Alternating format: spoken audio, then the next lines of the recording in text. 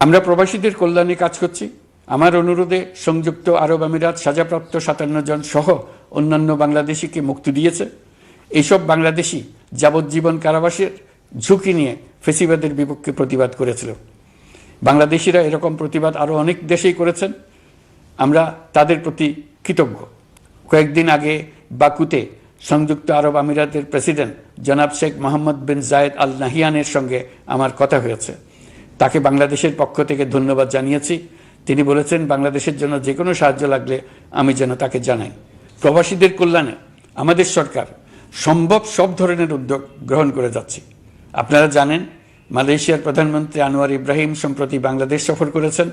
১৮,০০০ বাংলাদেশি যারা সব ধরনের আনুষ্ঠানিকতা মেনে চলার পরেও স্বৈরাচারী সরকারের অব্যবস্থাপনার জন্য মালয়েশিয়া যেতে পারেন নাই, তিনি তাদের জন্য মালয়েশিয়ার দ্বার আবার উন্মুক্ত করার আশ্বাস দিয়েছেন।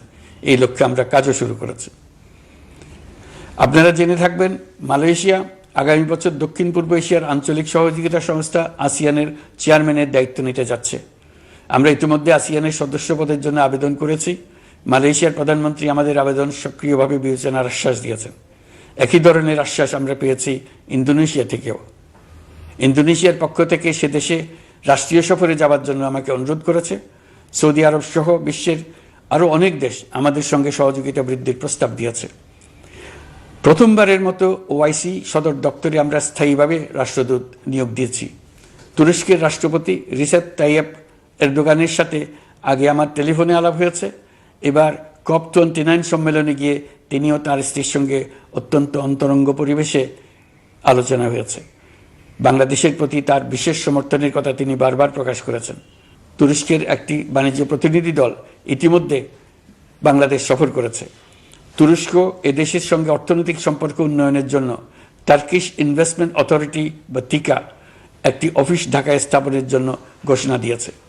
এর মাধ্যমে তুরস্কের বিনিয়োগ ও বাণিজ্য বৃদ্ধির উদ্যোগ নেওয়া হবে। এ উদ্দেশ্যে চলতি মাসে একটি উচ্চ ক্ষমতা সম্পন্ন দল তুরস্ক থেকে বাংলাদেশে আসছেন। প্রিয় দেশবাসী, নতুন হজ প্যাকেজ ঘোষণা করা হয়েছে। তাতে হজের ব্যয় ১ লাখ টাকারও বেশি কমিয়ে আনা হয়েছে। পাশাপাশি আমরা এই সিদ্ধান্ত গ্রহণ করেছি এই বছর সরকারি খরচে কাউকে হজে পাঠানো হবে না। আমরা নতুন বাংলাদেশকে একটা পরিবেশ বান্ধব এবং জীব বৈচিত্র্যময় দেশ হিসেবে গড়ে তোলার উদ্যোগ নিয়েছি। এটি তরুণদের আকাঙ্ক্ষা, আমাদের সবারই আকাঙ্ক্ষা। সেই লক্ষ্যে আমি প্রথমেই একটি ক্ষুদ্র পদক্ষেপ নিয়েছি। সমগ্র সচিবালয়ে প্লাস্টিকের পানির বোতল ব্যবহার নিষিদ্ধ করেছি। ইতিমধ্যে সুপার শপগুলোতে পলিথিনের শপিং ব্যাগ ব্যবহার বন্ধ করার উদ্যোগ নেওয়া হয়েছে। গত কয়েক দশকে যে পরিমাণ নদী দূষণ হয়েছে আমরা তা বন্ধ করার উদ্যোগ নিয়েছি। আপনারা সবাই অবগত আছেন জলবায়ু পরিবর্তন আমাদের জীবনযাত্রার জন্য কীরকম হুমকি হয়ে আসছে। গত ১ বছরে বাংলাদেশ প্রায় ১৫টি প্রাকৃতিক দুর্যোগের শিকার হয়েছে। মানুষের সৃষ্ট নানাবিধ দুর্যোগের পাশাপাশি এসব প্রাকৃতিক দুর্যোগের বিপক্ষেও আমাদের লড়তে হচ্ছে। আজারবাইজানে জলবায়ু সম্মেলনে বিশ্ব নেতৃবৃন্দকে আমি আমার উদ্যোগের কথা জানিয়েছি। সেখানে জাতিসংঘের মহাসচিব, ইউরোপ, এশিয়া, আফ্রিকার অনেক সরকার প্রধানের সঙ্গে আমার দেখা হয়েছে। যতটুকু আলাপ আলোচনা সম্ভব হয়েছে আমি সবার কাছে জলবায়ুর প্রতিকূল প্রভাব মোকাবেলা সহ গণতান্ত্রিক উত্তরণের পথে বাংলাদেশের অগ্রযাত্রায় সহযোগিতা চেয়েছি। তারা সবাই সহযোগিতার অঙ্গীকার করেছেন। গত ১০০ দিনে আমরা অনেক কল্যাণমূলক কাজ করেছি যা এখানে স্বল্প পরিসরে বর্ণনা করা সম্ভব নয়। আমাদের সরকার স্বচ্ছতা ও জবাবদিহিতায় বিশ্বাসী। তাই আমি সরকারের সকল মন্ত্রণালয়কে নির্দেশ দিয়েছি তাদের নিজ নিজ কাজের বিস্তারিত বিবরণ নিজেদের ওয়েবসাইট ও সামাজিক যোগাযোগ মাধ্যমে প্রকাশ করার জন্য।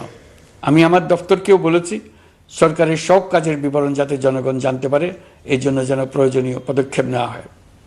এই সরকারকে ব্যর্থ করার জন্য, অকার্যকর করার জন্য বিশাল অর্থে বিশ্বব্যাপী এবং দেশের প্রতিটি স্থানে, প্রতিটি প্রতিষ্ঠানে এক মহাপরিকল্পনা প্রতি মুহূর্তে কার্যকর রয়েছে।